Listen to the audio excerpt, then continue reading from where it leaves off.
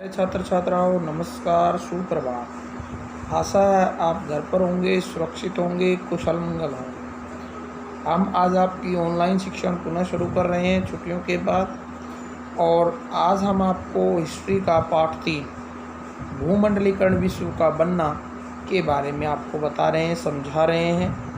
प्यारे बच्चों, भूमंडलीकरण का मतलब होता है ग्लोबलाइजेशन, यानी विश्व का एक मंच पर इकट्ठा हो जाना। इस चैप्टर में हम पढ़ेंगे कि किस तरह से दुनिया के विभिन्न देश एक दूसरे के नज़दीक आए, किस तरह से यूरोप के देशों ने दुनिया के विभिन्न देशों पे अपना अधिकार किया और एक दूसरे से बिल्कुल जुड़ गए।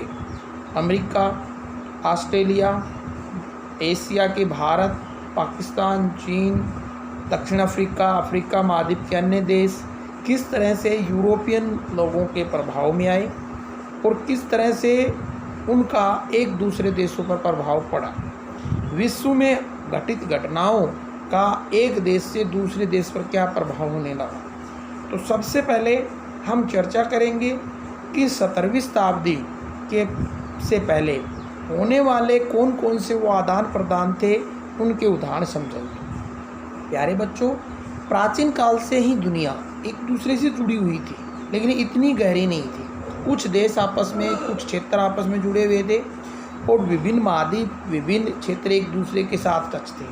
17वीं शताब्दी से पहले विश्व के एक विभिन्न देश व महाद्वीप विभिन्न मार्गों से जुड़े हुए थे। इनमें 2 प्रमुख मार्ग थे।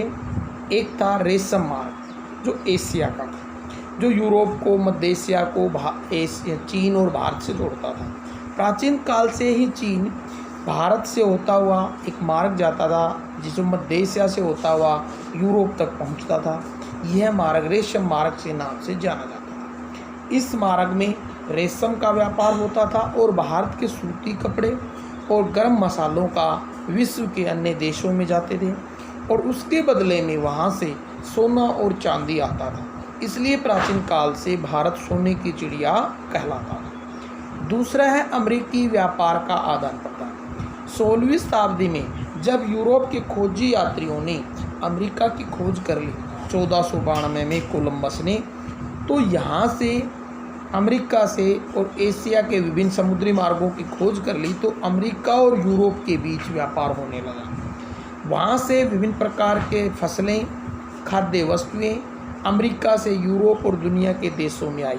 इनमें आलू, सोयाबीन, मूंगफली, मक्का, टमाटर, मिर्च, शकरकंदी आदि प्रमुख थी। ये यूरोप में पहुंची और यूरोप से फिर एशिया, अफ्रीका, ऑस्ट्रेलिया आदि क्षेत्रों में भी पहुंच गई, जिससे दुनिया के अंदर व्यापार का प्रचलन बढ़ा। इस तरह से हमने समझा कि प्राचीन काल के बाद मध्यकाल में 17वीं शताब्दी से पहले जो 2 मुख्य मार्ग पैदा हुए। एक रेशम मार्ग था, जो भारत और चीन से यूरोप की तरफ जाता था।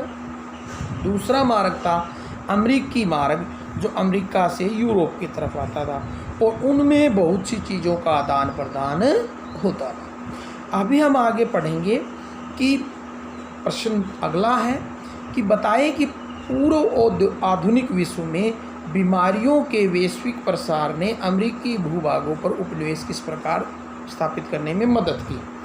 प्यारे बच्चों, हमने जैसा आपको समझाया कि 1492 में यूरोप का यात्री खोजी वास्को डी कोलंबस अमेरिका की खोज कर ली। खोज करने के बाद वहाँ पुर्तगाली, स्पेनी, फ्रांसीसी, अंग्रेज धीरे धीरे जाने लगे और उन क्षेत्रों पर अधिकार करने का प्रयास किया। उनके प्राकृतिक संसाधनों, उनके सोने चांदी के भंडारों, उनके मवेशियों, उनकी ज़मीनों पर कब्जा किया।